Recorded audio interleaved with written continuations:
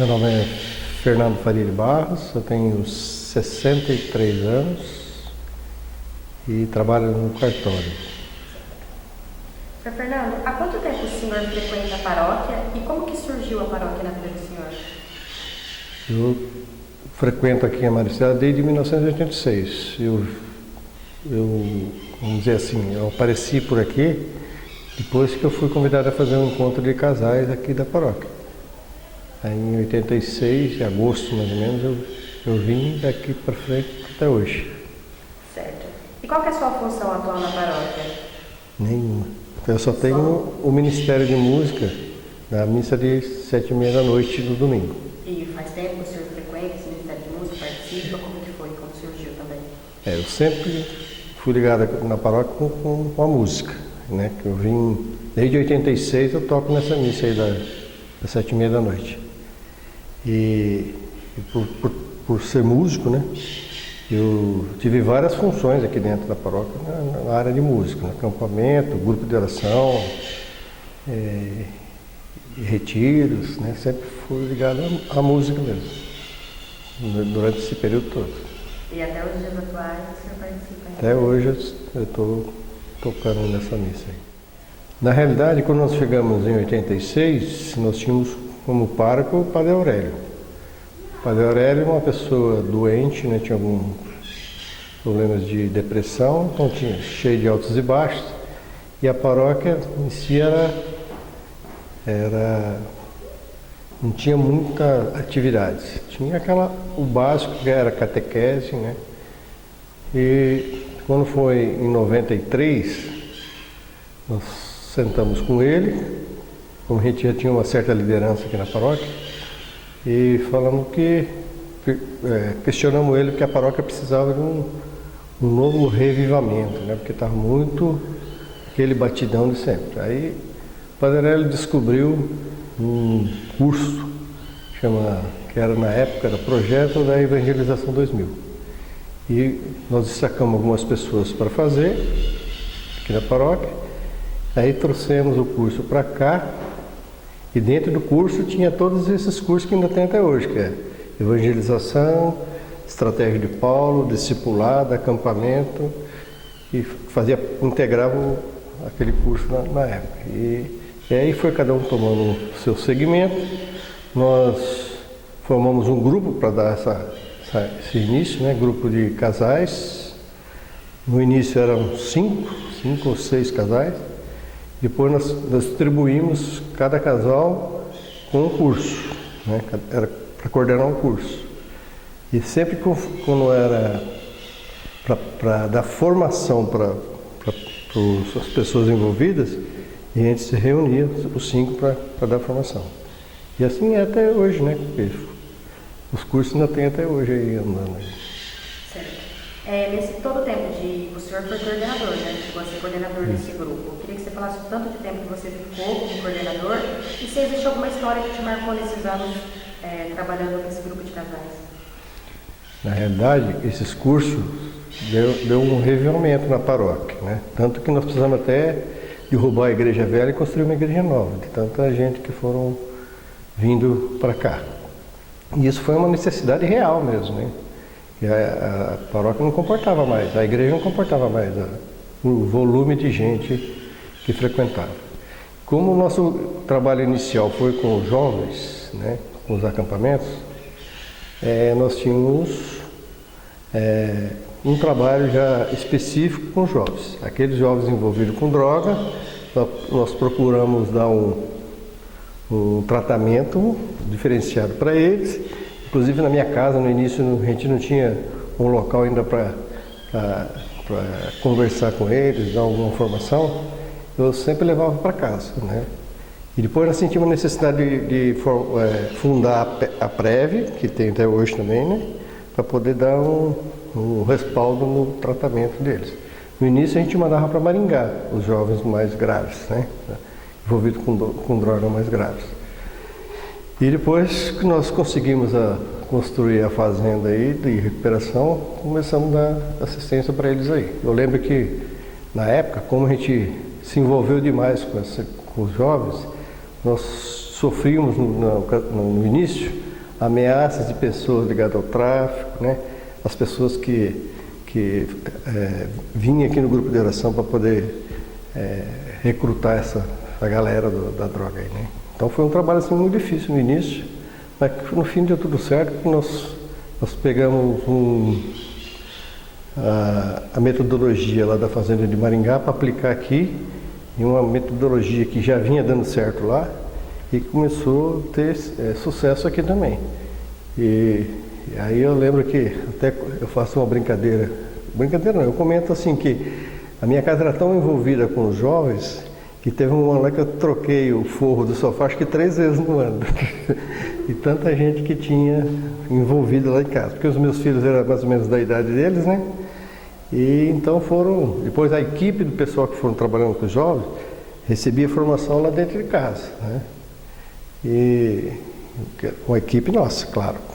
E que lição que o senhor tira de tudo isso, de trabalhar com os jovens, ajudar eles a se recuperarem, tipo, dar um caminho para eles? O que o senhor tira de bom de tudo isso?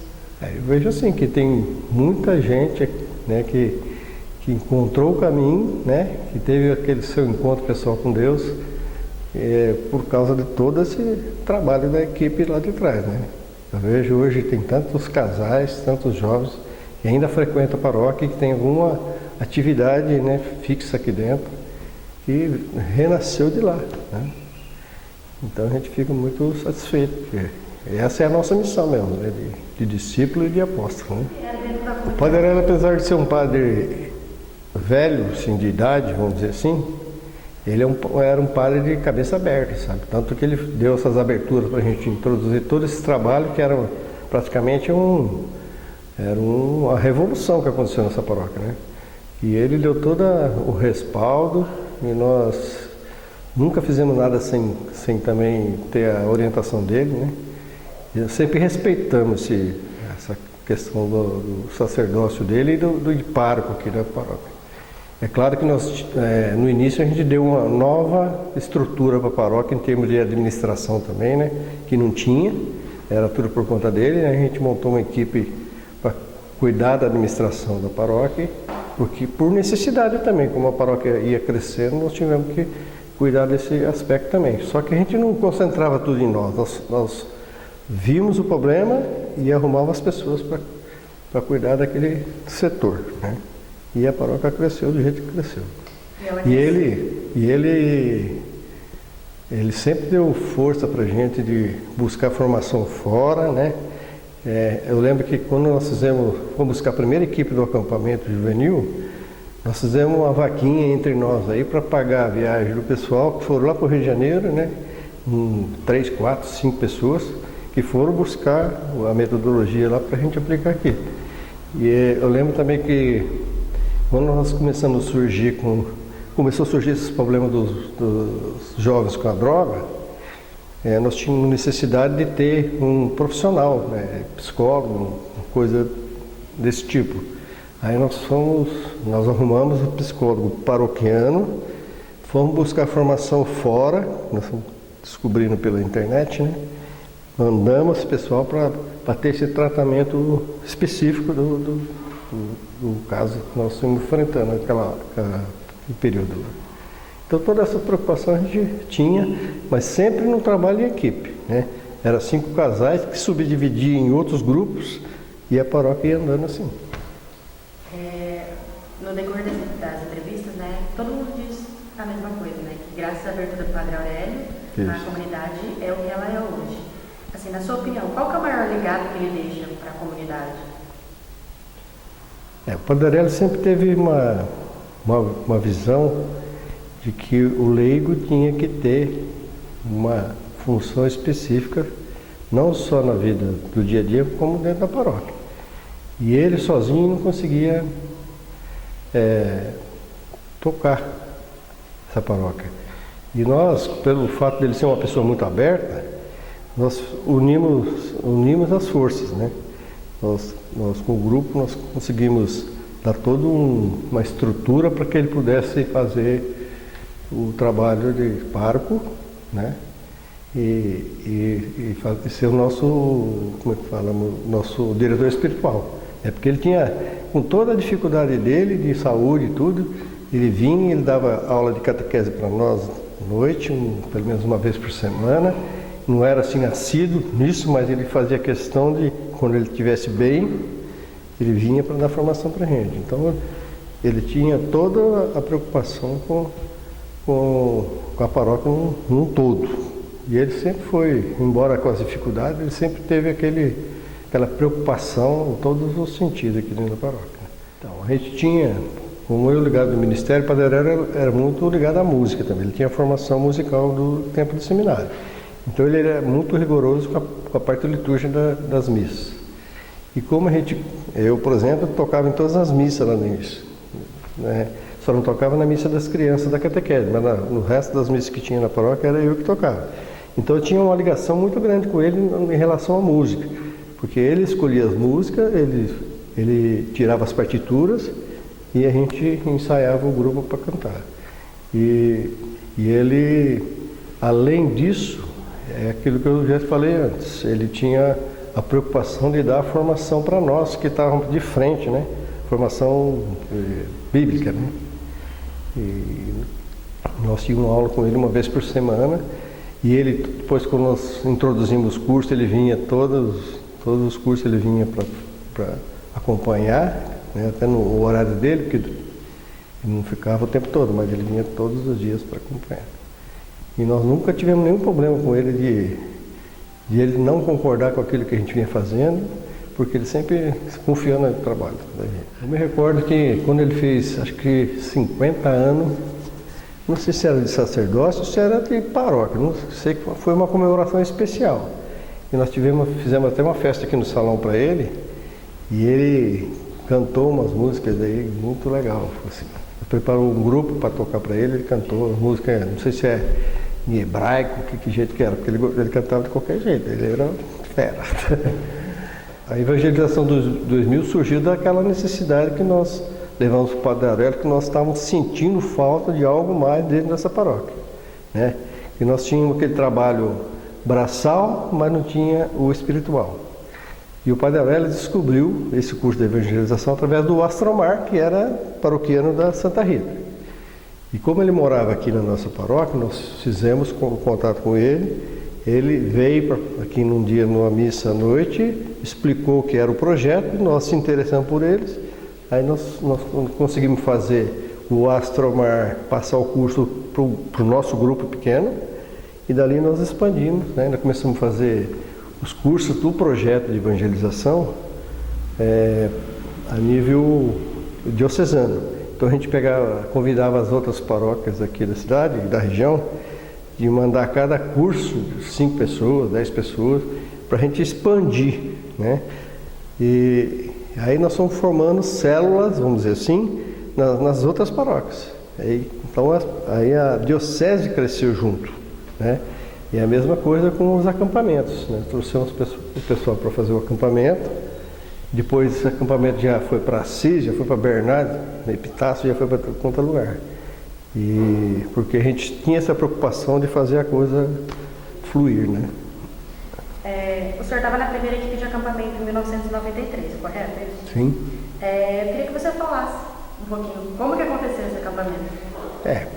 Com toda a dificuldade, né? Porque nós conseguimos mandar um grupo muito pequeno para buscar a formação, que acho que era 3 ou 4, por aí.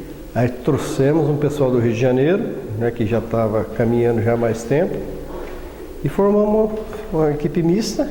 Eu mesmo não fiz o curso, eu trabalhei fazendo, né? E aquilo foi uma revolução, né? Que na época quando surgiu, no mês de janeiro mesmo, a gente passava todos os finais de semana dentro da fazenda, fazendo acampamento, né? 4 acampamentos por mês. Então era um negócio puxado, e começava na quarta-feira, praticamente o mês inteiro dentro da fazenda, né? E nós tivemos algumas dificuldades de montagem do acampamento, porque tudo é difícil, os proprietários da fazenda ainda não assimilavam muito a ideia, né? E nós tínhamos um monte de dificuldade. Tanto que no início a gente passou por 4 ou 5 fazendas assim, dentro de um ano, né?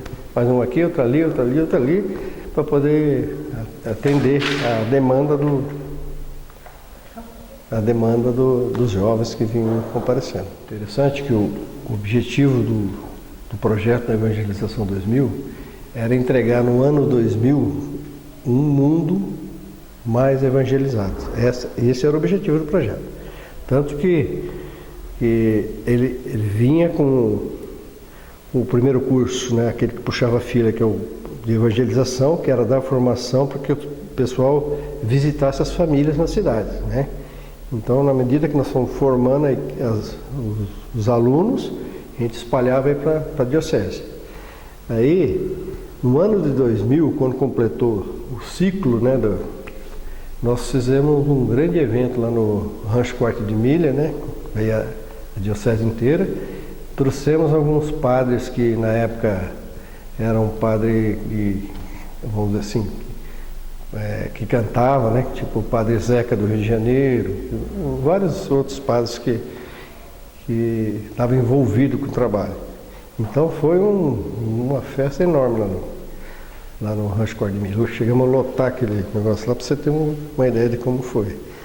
E o importante disso é a semente que foi plantada, né? Porque daí surgiu um monte de coisa, né? No início, ainda, como o Padre Aurélio não tinha muitas forças físicas de estar cuidando passo a passo da vida da paróquia, ele tinha um grupo aí que já vinha caminhando, que é de vizinhos aqui da paróquia, né?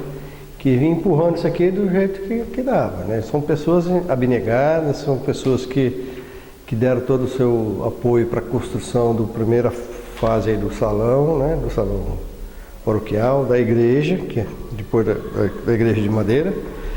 E eram aquelas pessoas que tudo que se fazia aqui era sempre os mesmos, né? Era churrasco, aquelas promoções que faziam na época. E quando nós chegamos aqui, nós fomos sentindo a necessidade que a paróquia, do volume que estava crescendo, precisava ter uma administração mais adequada. Aí nós formamos um grupo, né, que é esse CPP que a gente fala, né, que é o que coordena, que administra a paróquia. Existia no papel, mas não existia fisicamente. Aí nós criamos a primeira diretoria, né, com todos os cargos, e fomos dando nova vida na paróquia. Aí dessa formação já veio as outras ideias de ampliar o salão para o lado de cá, né? Na minha administração mesmo, nós compramos aqueles dois terrenos dos dois lados ali, com a intenção no início era de construir uma creche onde as pessoas se preocupavam com as crianças das mães que fossem trabalhar, né? Paroquianos, né? Porque nós tínhamos o Parque Alexandrina, Parque Primavera, e mães que precisam deixar a criança em creche para ir trabalhar. Então, a ideia era trazer essas crianças para cá e dar formação, né? Além de cuidar das crianças o dia inteiro, dar formação, ou escolar ou religiosa, né? Na catequese. Essa era a ideia inicial daqueles 4 terrenos lá no fundo. Um já ocuparam lá, não tem mais jeito. Agora o lado de cá ainda não sei se teve uma. Certo. Quando o senhor chegou aqui ainda era a igreja antiga, né? Eu queria que você falasse agora um pouquinho da estrutura dela, se o senhor lembra do jeito que ela era. A estrutura da igreja é aquela estrutura convencional, né, das igrejas que a gente vê em fotos por aí, né, de fotos antigas, né? E era assim, eu tenho até muita saudade daquela igrejinha, sabe? Ela era bonitinha. E eu, como eu ajudava muito o Padre Aurélio nos casamentos, batizados, então eu conhecia assim tudo lá de dentro da estrutura, né? De sino, essas coisas, se tocava, se não tocava, o material de missa, tudo. E até conta uma história que tinha uma senhora que cuidava das toalhas do altar, aquela Dona Nair, morava aqui vizinho. E a Dona Nair é aquela pessoa dedicada, né? Que engomava as toalhas certinho. Só que ela tinha uma mania de colocar Nossa Senhora Aparecida lá no sacrário. E eu não me conformava com aquilo, porque a paróquia é Nossa Senhora do Carmo.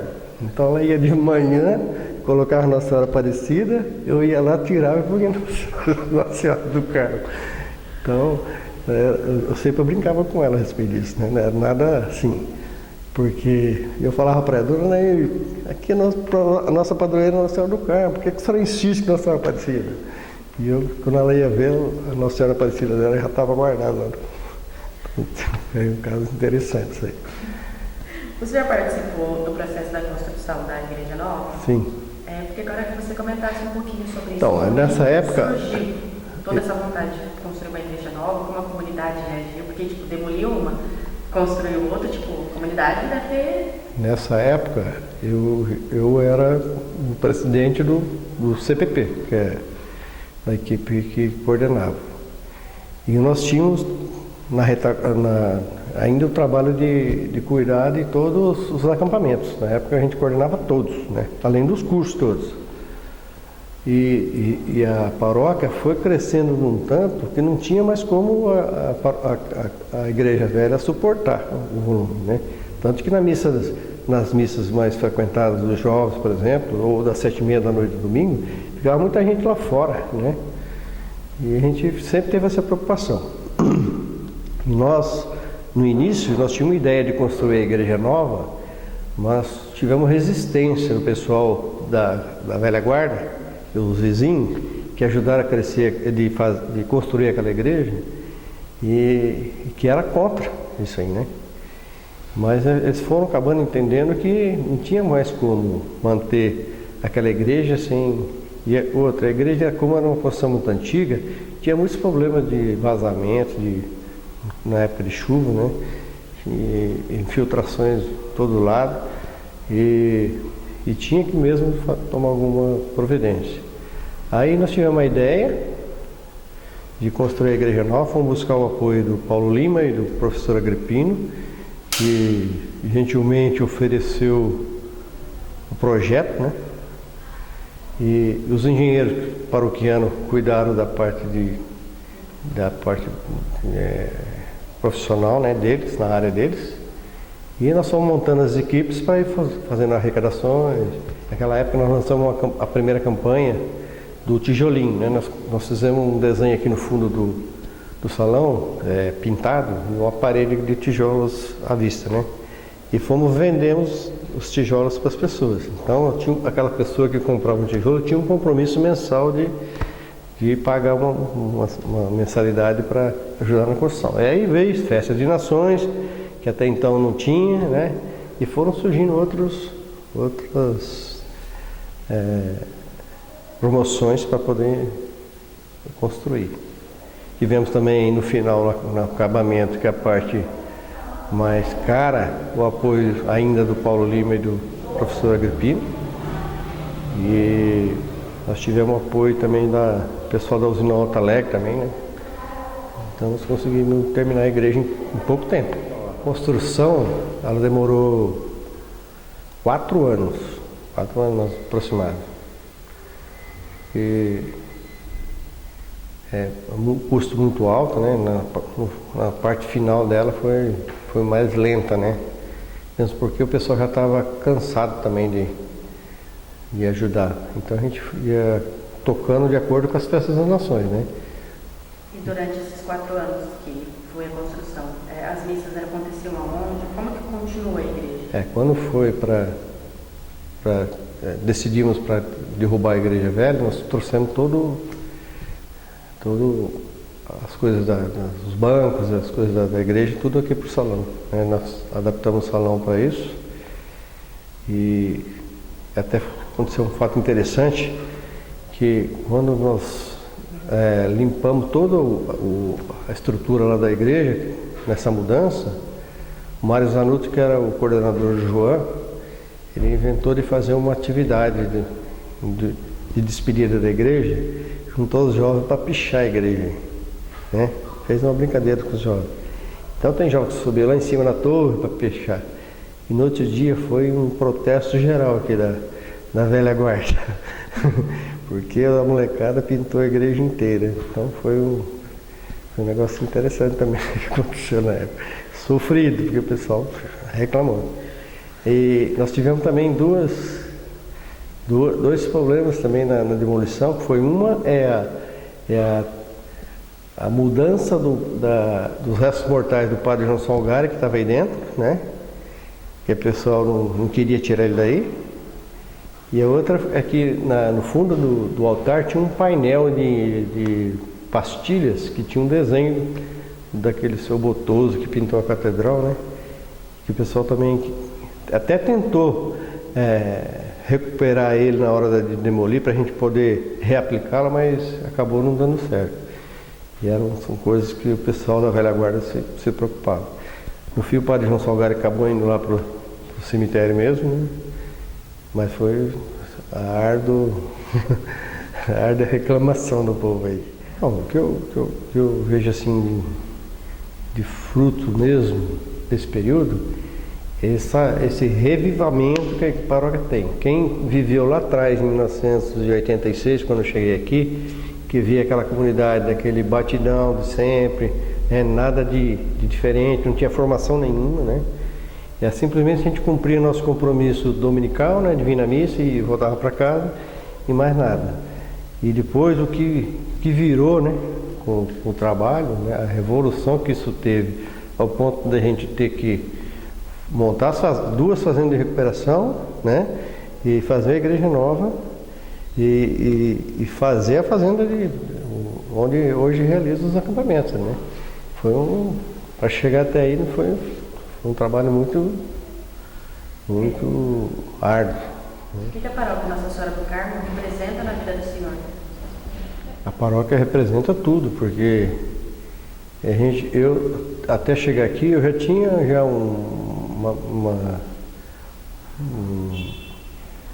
vamos dizer assim, eu já frequentava outras paróquias, eu já vinha frequentando as paróquias desde 1972, eu vim da Santa Rita. E eu era coordenador do grupo de jovens lá naquela época. E depois eu me casei, quando eu me casei que eu me afastei um pouco de atividades paroquial, embora eu tocava também lá na Santa Rita, né? E eu tive assim a oportunidade de ter o meu encontro pessoal com Deus aqui na paróquia, né? Então foi aqui que eu tive o meu encontro com Deus.